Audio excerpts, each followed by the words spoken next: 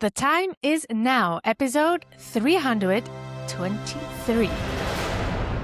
Let's talk about what AI can't replace in your job, in your role, and why it matters today more than ever. Welcome to The Time Is Now, the podcast for mission-driven solopreneurs ready to take action and go from invisible to in demand. I am your host, Emel Deregi. My mission is to help you cut through the noise, get crystal clear on your strategy, and position yourself as the go-to expert in your field. But this podcast isn't just about marketing. It's also about building your resilience and staying ahead of the shifts in our world so you can be the leader and change maker you truly are. This is your time to create more growth, alignment, and impact in your business.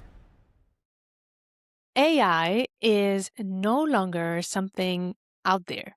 It's rapidly reshaping how we work, how we build businesses, and how we stay relevant, especially in service-based industries like coaching and consulting. So for solo entrepreneurs, that raises some real questions that I heard many times. For instance, how do you stay relevant? How do you grow ethically? And how do you use AI without losing what makes your work deeply human? And that is what we're diving into today's topic. My guest today is Tünde Lukacs. She is the founder of the Change Republic, a Switzerland-based coaching and advisory firm that helps individuals and organizations future-proof careers and leadership through human-centered AI.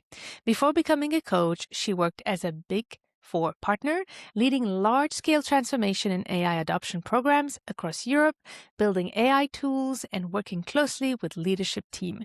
Today, she helps leaders and professionals rethink their role, relevance, and identity in the age of AI.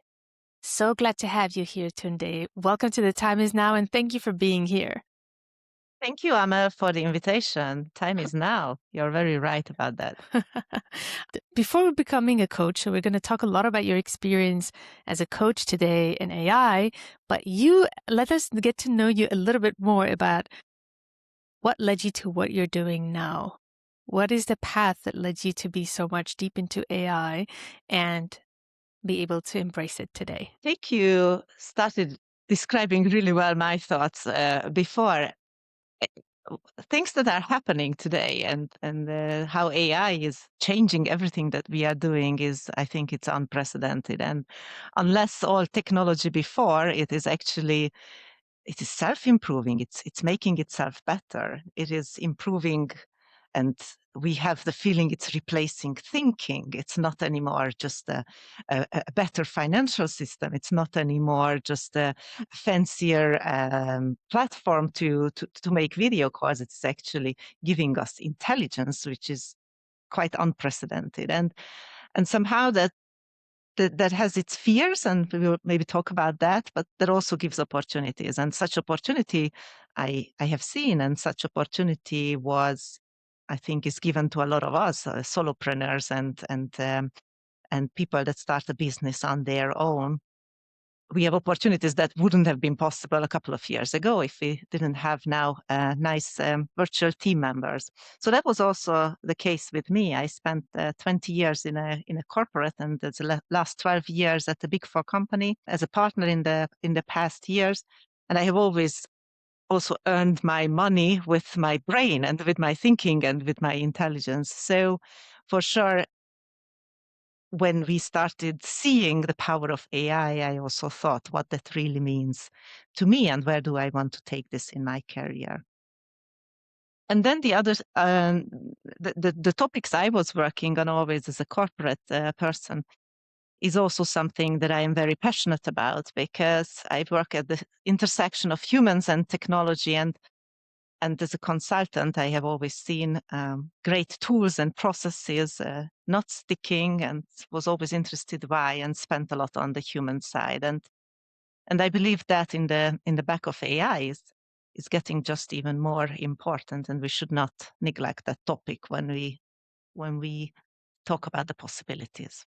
So that's what brought me today where I am, and that's my passion. And not last but not least, also as a mother of a teenager, I think it is Uh-huh. it is very curious what happens to our children in this new age. Yeah. Actually, while we're there, just give us an insight about what's the one thing you're concerned about and excited about when you think about the next generation. I think we have all as parents a way how we grow up and how we made maybe our career, and we have an idea what worked and what did not. And I believe today more than ever that is being absolutely questioned, and the fact how we can make a life with traditional path of learning and academic learning when knowledge costs today zero, when all the Nobel Prize winners' knowledge is just one chat box away from you. I think you fundamentally question how would you like to guide your child, and that's where I am. And 5 years ago, I would have given a completely different answer. I would have said, of course, push for university and do the life I did. But right now, I'm quite curious, and I'm quite looking for the opportunities for all of us, what that means, where we are You right actually now. wrote something in your newsletter or your article about that, the fact that your daughter is studying something that not might not even exist once she's Yeah, ready for the workplace. yeah. I've got a son. He's 13, and Sorry, your son. no, it doesn't make that. It's the same story. And I was 2 weeks ago, 3 weeks ago in Davos, where we heard a lot about AI, and there was also Dario Amadei, the co-founder of Anthropic, the company behind Claude, and he released an essay, and that really struck me when he said 50% of entry-level jobs are going to disappear in the next 1 to 5 years, and that's the time before my son will graduate from high school, and which means every second child in his class maybe should not do the job that they are thinking about doing. And that leaves us, I think, with this unprecedented rapid speed where you need to be very smart where you put your energy and time, because who knows what stays tomorrow. So that's kind Yeah. of the thinking I have as a mother as well, besides a Yeah. coach and a consultant. Speaking of which, actually, what led you to want to leave the corporate and start your coaching business, and how did that transition go for you? I was always focusing on where I can add value, and the intersection of human and technology, I think, is quite universal. You maybe have a different, and definitely you have a different client portfolio, or different people that you are helping as a corporate, but as a consultant. But I have always felt this call of making a bigger and bigger and bigger impact. And for me, this time has come maybe 2 years ago when I started thinking, what would I like to do in the next decade of my life? I turned 42 years ago, and that was to me like a lightning bolt above my head where I would like to go. And had a thought, and I had an idea what kind of impact I could do, and I am continuously always looking for ways to work around that. And right now, some months ago, it is not a very long story. Some months ago, I decided that I would like to create my own frameworks and my own system on how I would like to pursue that. And I work with individuals as well, so with private people, with companies as well. And I'm looking always of better ways to bring myself in. So I think it's all about impact at the end of the day. What is the one thing you needed to overcome making that leap? I am a type of person that prepares a lot. You asked me before we started the podcast, how do you do your marketing? So I I need to get some kind of confidence that what I am doing is somehow the right direction, and um, I'm very big on preparing and learning and putting in the hard work before. But as you said, then you can do it forever and never take the leap. And I think it was just like a constellation of opportunities that I have received at one point, the feedback that I have gotten, and at the end of the day, there is one moment when you press the button, and and you take that decision and you plan your next stage of life. So there was not one big thing that happened, but like circumstances and maybe just to have the confidence that the timing is right now. The time is now. The time is And now, right? I love oh, that. this I is, love that. and it's interesting because you're one of the few guests that I did not get to know before having on the podcast. And I love doing that because it's a wonderful way to also meet new people and connect with new people. But it's also interesting for me how I managed to get to just feel like I know you just with the work you do in terms of visibility, right? You just caught my attention. I waited a bit to get to know more about your work, to read your materials. I'm like, okay, definitely she got to be on the podcast because with the work you're doing in terms of marketing, but also with AI is just amazing. And I wanted to say that it's just been very impressive to see how you took the leap to do it. And you mentioned the word preparation, and I can clearly see that there's strategy and preparation behind this. One of the things that most coaches do is to get started and kind of start small. I have the feeling that you went full on from the get go. Is that just an impression? You for your generous words, first of all. I also told you that before. I think this is why at the end of the day we are doing what we are doing, because you get these feedbacks. And I'm a executive and leadership coach as well, so I'm very familiar with the tactics of how one can see themselves and how you make that person see through the eyes of the others. And I am myself always battling with that question. You say it is big, I feel it is small. So it's always it's just always a little bit from where you are looking at it. But I think I mean at the end of the day there are people that never think twice and just go, and that's what gives them energy and that's what keeps them moving and brings them always the next greatest idea that they are just doing. There are people who like to prepare a little bit, get feedback, and I think just the a little bit the strength is to know what kind of person are you, when are you at this genius zone. And I am in my genius zone when I receive feedback, like you generously give me feedback. A lot of people I work with or read my newsletter, my LinkedIn post, they give me feedback, and that helps me also calibrate which is the direction maybe that is working or not. So I'm in my genius zone if I'm not doing things behind the desktop, but I I go public and I have my thoughts and my work resonate. It really depends what kind of person you are, and Hmm.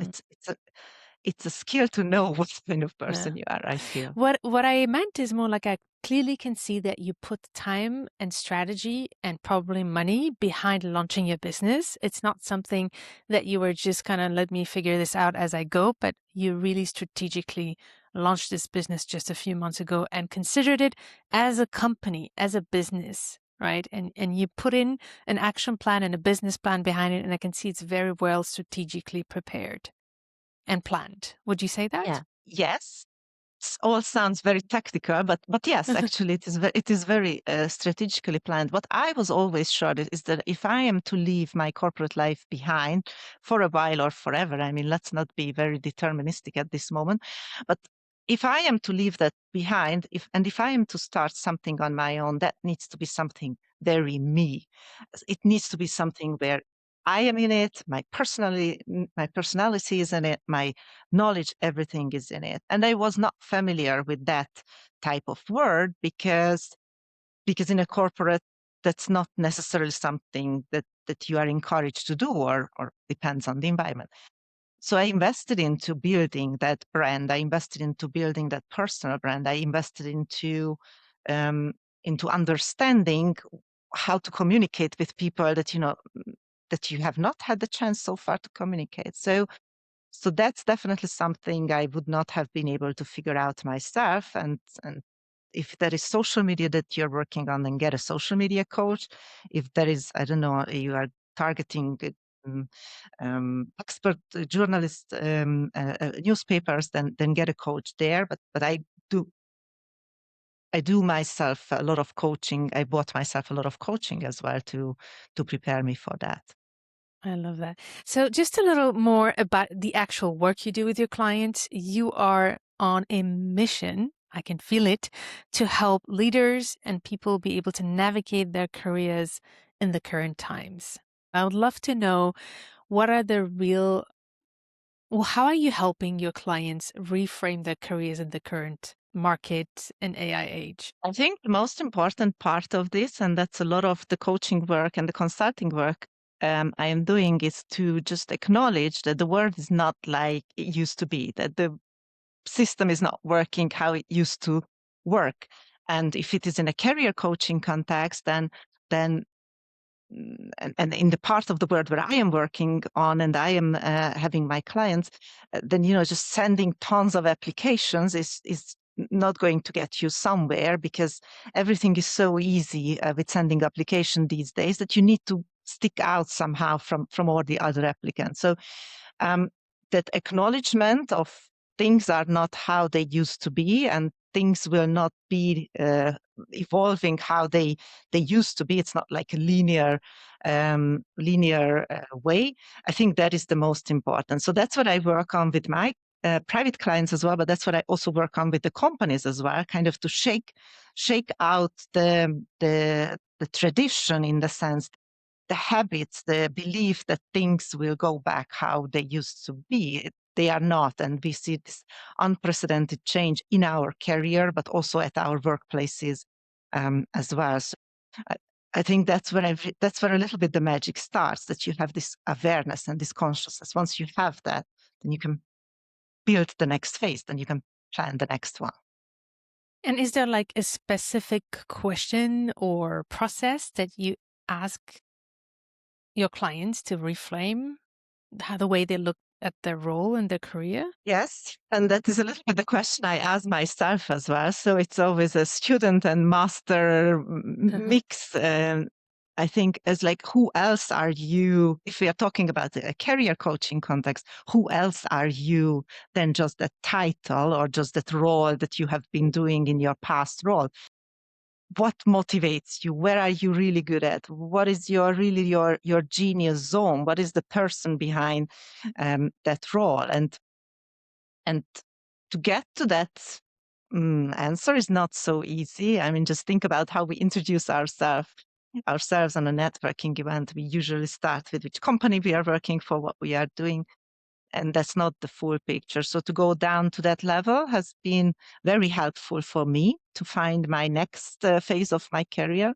That's also a question I work on a lot with the clients I work with. And if you think about that, so with the companies as well, it's a little bit the same. How can we rethink what we used to do in a different way? How can we open up a new chapter also through the possibilities of artificial intelligence? So that change is always a central question for me. Yeah. What can we change? I'm noticing something that keeps coming back in this conversation, and I'm quite amazed by the parallel between the work you do and the work I do, which is helping people thrive in their zone of genius. In your case is in the corporate field, my case is in solo entrepreneurship and small businesses. And both of us are helping our clients do that, find their zone of genius so that they can compete with AI and so that they can compete with all the other noise on top of AI that's happening nowadays, that's shifting the whole industry and the whole market. And I also found it interesting that we were both developed also AI tools to help our clients with that. And we'll talk about that. But before we dive into more details about it, you talk a lot about helping people be relevant in AI. There's so much noise right now around AI replacing works as coaching and consulting and all the service-based businesses, for instance. I'm wondering, from your perspective, what are the real threats that you think AI poses to this industry, and what should we really be aware of to be relevant? I think we live in an age where knowledge costs zero. It's, as I said, it's one chatbot away. Everything is there in terms of knowledge. So I think the biggest danger for professional services type of people, now we can speak about large corporates, but also like you and me, and the people we work with, is that if you are selling knowledge, then you are certainly replaceable, because because that's just one button away. I don't know, $20 a month away, or even for free in free models away from people. So I think the real risk for people like us is not being able to find where to bring that human edge on that. And in coaching and consulting, that's typically not the what, but the how. So how you can implement that, how you can practice that, how in my work, for example, in leadership career coaching, how can you make that really conscious inside of you? So it's not just like a surface, like knowledge, but you have believed it and you are acting from that belief. So that switch from selling knowledge to helping people do that and showing them a way, the how. I think if you don't do that leap, or you are not on that dimension, then I think there is a real chance, definitely, for sure. I pay only for coaches and consultants that tell me something, show me something that I don't manage to analyze and figure out myself with AI, and I'm quite good at that. So that's, I think, will be just quicker and even sharper and even more competitive. It will be more competitive.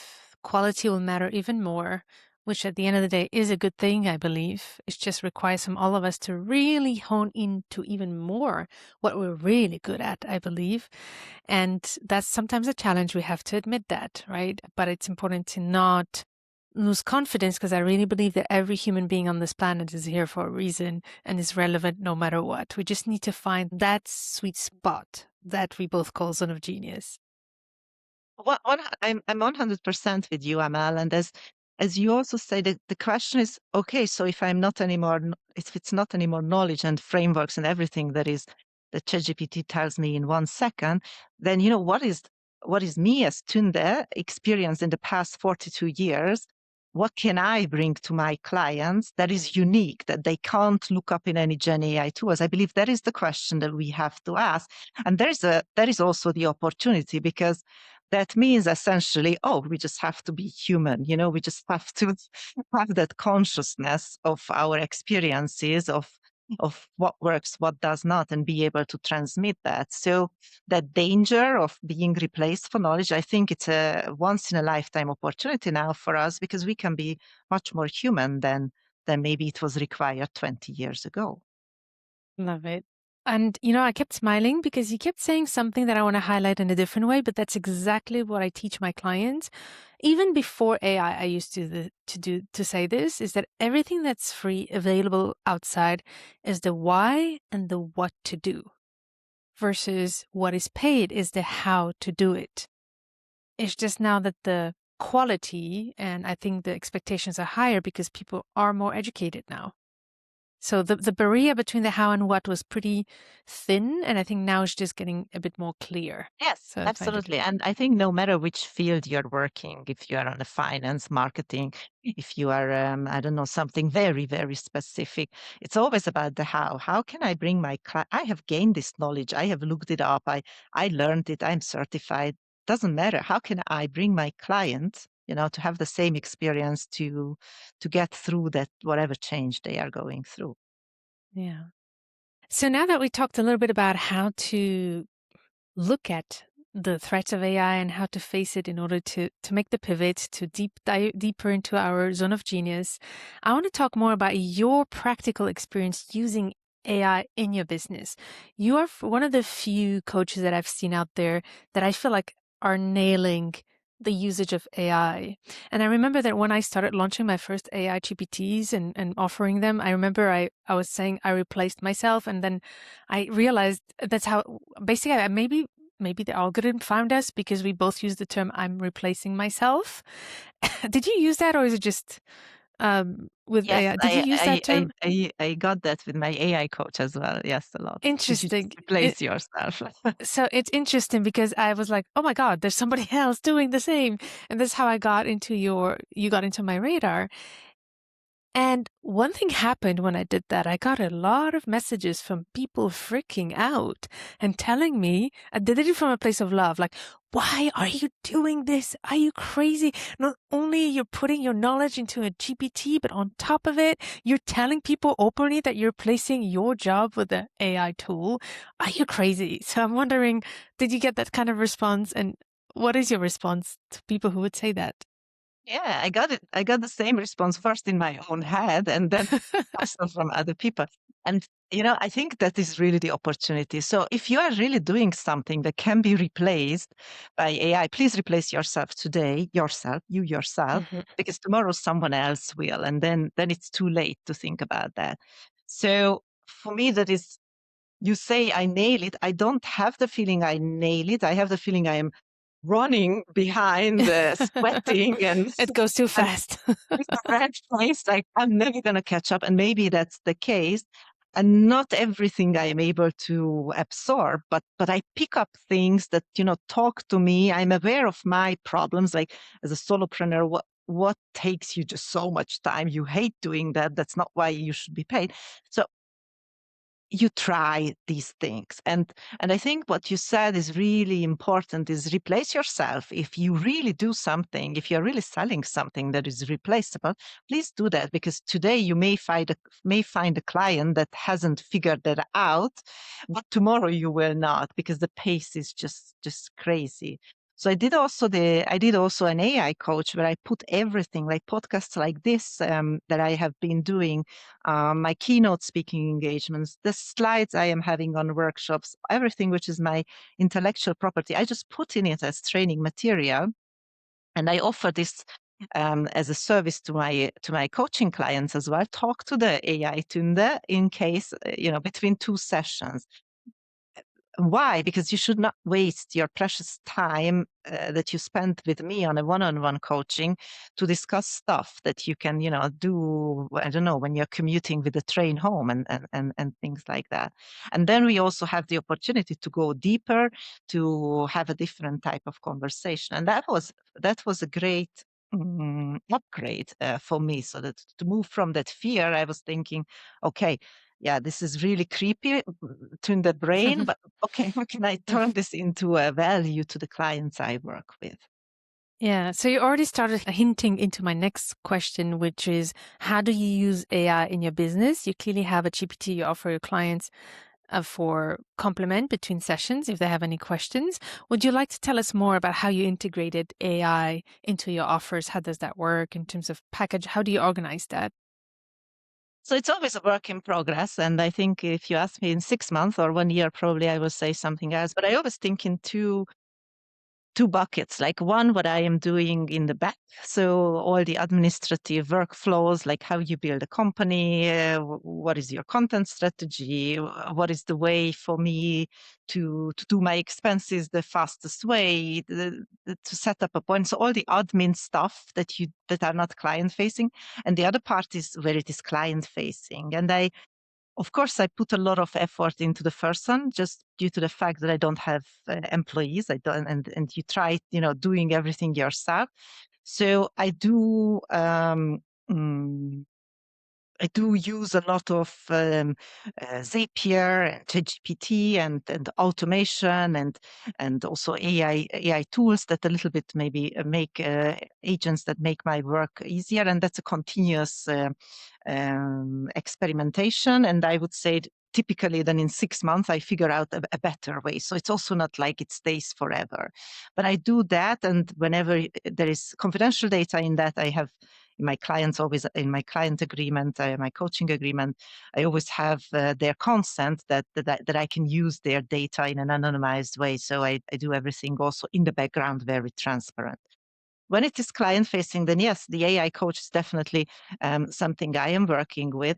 But for coaches and consultants, just something as simple as recording a meeting and transcribing a meeting and being able to analyze that after the session or before the next session, challenging yourself. I've got this AI board where I put different personas, and I have myself challenged as if I had another 3, 4 colleagues.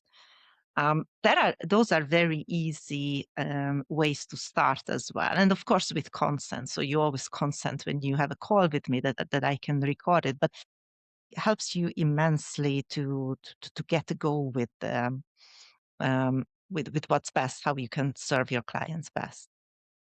This is fantastic. What are some of the tools you recommend? For example, I notice you do use a platform that allows to monetize kind of your AI tools. Is that correct? So I do have I have my AI coach is running on a platform which is GDPR and SOC 2 type 2 compliant platform, which is essentially a chatbot platform. There are different ones out there. You just have to know that you're looking for a chatbot platform, and there you can choose the large language model that fits your maybe your language best. I like in a conversational communication level, I like Claude the most. I think that has the most human way of talking. Even though for strategy and all these things, I like more to use ChatGPT. But to your question, so yes, that's a chatbot, and then you can also I have it for subscription. I have it available for subscription. So if you're not a coaching client with me, but would like to talk to my AI brain, that's possible. And then for my clients, it is included in the packages that I have. But also that part, for example, if you have this chatbot and how you can make a subscription model around that, I had no idea about that. I am no IT person, I'm no marketing person. So I set up first my ChatGPT project assistant, who walked me through on all things of Zapier, of Stripe, of Kajabi, how you can connect these things, and I basically just put the threads together. It's a lot of experimentation and and knowing how to ask for expert help for sure. Yeah, definitely. It's interesting because when we're stuck with a tool is to help us either learn by asking the question, we get much faster, but also helping us help it. I often prompt my AI to help me draft the best prompt for itself, which is Right. interesting, right? It's Yeah, like, help me design a prompt that will make you more effective at doing this. And you will ask the AI to do the prompt for you. absolutely. So you mentioned that you checked out my TEDx talk before, and I also wrote in my newsletter. I did my TEDx talk exactly like this. I knew that there are great TEDx talks out there in the world that I admire, and I would like to show up. I would like to have the same impact like maybe those talks, but I am no drama expert. I'm no actor. I don't know with which eyes to look at that. So that was also for me one of the things I did while preparing for my TEDx talk is I just selected the 10 most admired TED talk from me. And I gave a personality to one of the agents, and I said that it should act as an expert on how to deliver powerful keynote speeches and give me really the analysis. Okay, what you can't see with your eyes, you just feel it because you are human, you feel it's impactful, but you don't know, you're not a technical person to know what does it mean to start with a hook or to have an interactive part or to have a storytelling part. So I asked my AI project assistant to do this analysis for me, to give me at least the building blocks, and once you have these building blocks, I could fill it in with the content that I had because I had my own idea. I knew what message I'd like to bring through, but I didn't know how. I'm no Hollywood actress. So I need to have someone's expert eyes. And I think there you've got the word in front of you to tell. It is pretty amazing. One of the challenges I experience with trying to develop my own offers on AI, for example, ChatGPT, is the fact that it is still available. Anyone can then share it, right? If you create a custom GPT and share it with someone, it's very hard to gatekeep it in a way. But there are some tools that offer the opportunity to create products and to use the GPTs that we create within the platform with a gate, right? Where the client would, for instance, get a login and a password, at least to kind of create a bit of a barrier. Have you used any of these tools yourself? Yeah, so the AI coach I have is not a custom GPT. Just because I wasn't unsure about really data security, and I was Uh-huh. unable to guarantee to my clients that that is protected. So that's why I chose this platform. And you can gatekeep it. Definitely, you can gatekeep it with access rights. You can. So I have a whole workflow, including Cloudflare, including a personalized link that you send out to your client. So just ask ChatGPT. Exactly, that was also one of these project assistants. Like, I have this chatbot. I would not like to make it available for everyone. I also had the additional step that I wanted to create a kind of a test version where 3 questions are free to ask. So if you look it Hmm. up on my homepage, 3 questions are free to ask. But then I wanted exactly this gatekeeping and say, okay, a full conversation you can only have if you go through the subscription process. And I had no idea how to do this, and I have no handy IT person to ask. So I asked this from ChatGPT, and I kind of understood, okay, I need to do personalized links, how I have to do how I have to integrate Cloudflare, how it all has to sit from a landing page. So I went through the whole workflow and set it up myself, which I guarantee you I have zero prior knowledge to that, and not a great affinity either. So just following instructions and trial error, basically. Would you recommend the tool that you're using? Would you be able to name it? Yeah, it's chat based. Yeah, it's a very Chat simple base. Okay, tool. that's the name. Yeah, but I believe there is a lot more. It's just like the coach I worked with was using also this one, so I didn't want to research more. But just look for a reputable and data security, because I work with very human topics. So it's leadership, executive coaching. There are data there which people don't want to look back, and this is a platform where it is safe, and which is also not being used to train the big ChatGPT or the big cloud model. So make sure that you are aware of data security parts, because your clients will demand that. Excellent transition. That was actually my next question to you. It's all about the more legal aspects of coaching and consulting, especially in coaching. There's a lot of strict rules about data privacy. In general, I think even if there's no regulations, I believe that it's important from an ethical point of view to protect our clients and to make sure that the data is secure in terms of legality, but also energetically. We want to feel safe, right? And I wondered if you have any advice or resources to share about where are there any institutions right now or platforms where coaches can learn about the terms and conditions, what to put in when it's about AI? Yeah, what are your advice on how to get to know what are the things as a coach we need to integrate into the business when we use AI? So one of the things I did is, because I am a certified coach from the International Coaching Federation, and if that is applicable to your business, then that was my first kind of station to look at. What does the ICF recommend for AI coaching specifically? And I think we are still in the early stages of that, so it is not super detailed, but it is more around the ethical side. So your client needs to know that they are talking to an AI and not to a human. There needs to be some checks and balances installed. So when it would go into direction of burnout, self-harm, that there are controls implemented into your bot, which in my profession is very important. So I was looking at those guidelines, actually. And again, when I was programming my AI coach, if you if you are with this specific use case, when I was programming my AI coach, I also asked my project assistant to look at the PDF file, I don't know, 10 pages PDF file, and check line by line whether the current instructions of my AI coach comply with ICF. So I have also on my homepage this self-declaration that I'm complying, my AI coach is complying with that.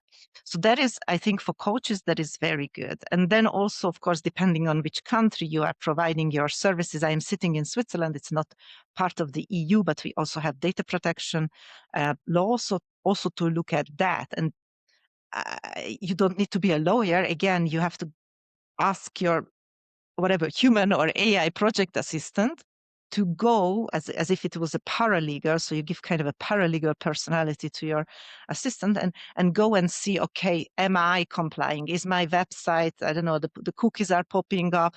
Is it compliant with what the rules and regulations are? And I don't know about, definitely if you are in some kind of financial services, maybe you have other bodies or authorities to Mhm. look at, but these were my two important guides, and I wanted to comply with them. Yeah, I hope things will move ahead. It's right now it's a lot. Everybody's trying to do their best, basically fetching information everywhere. But I think the intention matters even more, I think, than the words, because when we have the intention of protecting the privacy of our clients, but also our own, I think we do the right thing just by wanting to do it Yeah, and doing our best. and providing that transparency to your clients. So I always Mhm. explain to my clients that the way how you can work with me includes an assumed efficiency due to AI. So, for example, if you do not consent that I record a call, then we will have, or also the in-person meetings, I also record them with consent. Then I will have hours and hours of more work if you want me to deliver you the same quality. So to have also the transparency and to explain to your clients what are you doing, what kind of tools more or less you are using. It's a moving target, but what kind of AI supported tools you are using, and why are you doing that? I think that for me, for my clients, that's what matter. And then of course they understand why I will record an in-person conversation with my iPhone, because they know I will use a transcript afterwards to bring quality for the next session. As I mentioned earlier, I just noticed you without actually ever knowing you. And I know that the magic of LinkedIn, of having a lot of friends in common and connections, I think that's also how it worked. But you got my attention with the impeccable I find. I know they keep saying for you it's not perfect, but this is how we are, right?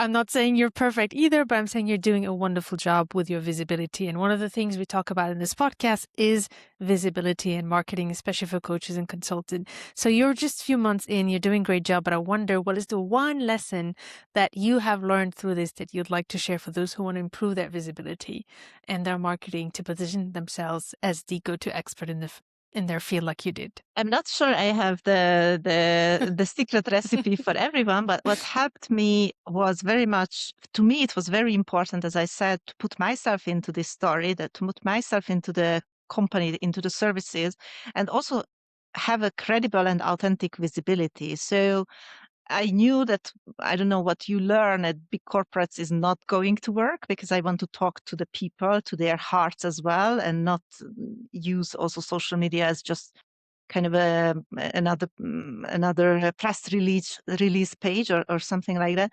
So I knew that it needs to be authentic, but that's not as simple as it sounds. It also means that you need to go on a journey and learn how to communicate. What is the voice? How do I want to show up? Am I too academic? Am I too punchy? Am I too personal? Am I too professional? So to find that way. Again, I did hire. I'm part of a mastermind as well. Around that, I did hire coaches. I knew that I don't have this knowledge and this capability, so I went to buy that also as a coach and consultant. You buy coaching and consulting if you want to get better. But really, for me, the key was to find that authentic way of showing up.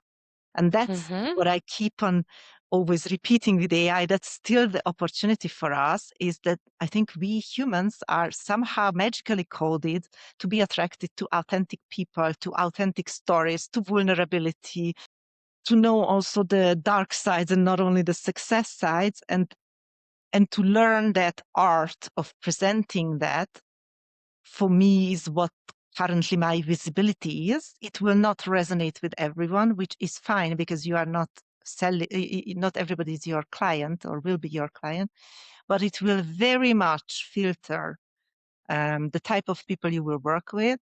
And I am a coach. Coaches do chemistry calls. I never have a problem with chemistry, because I have this tons of filters already coming through with the clients that come to me, that it will be probably a match, unless, yeah. So I love the it. And authenticity. Yeah.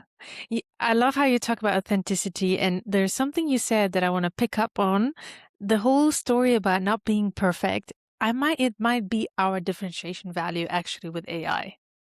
Because that what makes us human, not being perfect, and that's what people look for is our complete self. And our complete self cannot be perfect, and it's not attractive when it's perfect anyways. We want to know the person with all their flaws.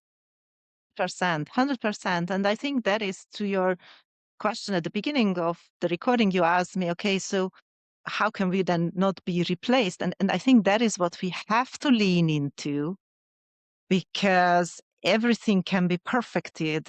All the generic knowledge is out there. When I set up my website, there is an automation there which then gives me, like, I don't know, 5 email marketing emails per week, pre-drafted.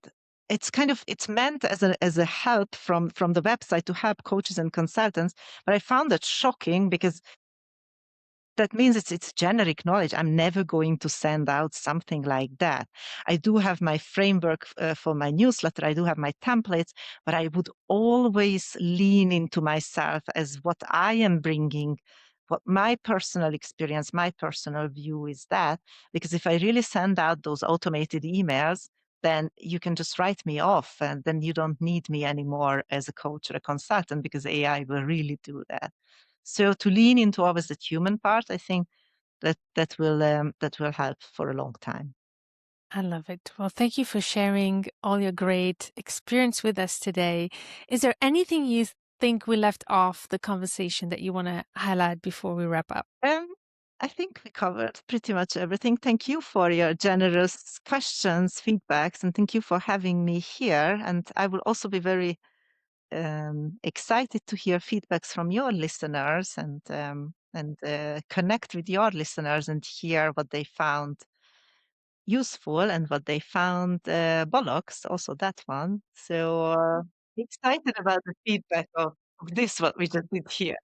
I will put all your information on the show notes of this episode, but let us know what is the best place to find you if we wanted to connect with you more deeply and get to know you. I will definitely share with you, and my LinkedIn profile. That's the first touch base. And if you find that Mhm. interesting, or it raises your interest, I also have my website, thechangerepublic.com. Very easy, and I put tons of free resources there as well. It has a tab, free resources, stuff I am using, stuff I use with my clients. So I also like to give that gift and also get feedback about that. So my LinkedIn profile and my website, thechangerepublic.com, including the article. So thechangerepublic.com is definitely a good place to connect with me. Excellent. And I will add all your other resources and links for LinkedIn, etc., on the show notes of this episode. So, my dear listeners, go to thetimeisnow.biz/332 and you'll find all the information about Tunde right there. Thank you again so much for all your wonderful insights. And the last question for you is, how would you complete the sentence if you said the time is now to? To be you, to be human, the time is now. Fantastic. I love it. Thank you so much, Tunde. I can't wait to keep in touch and follow your journey, how things evolve, especially as AI keeps evolving and shifting so many things in our industry. So I look forward to that. And thank you so much, my dear listeners, for listening to this podcast and spending this time with us. I can't wait to meet you in the next episode. Stay tuned to turn your challenges into great opportunities. The time is now to grow your business with more alignment and impact.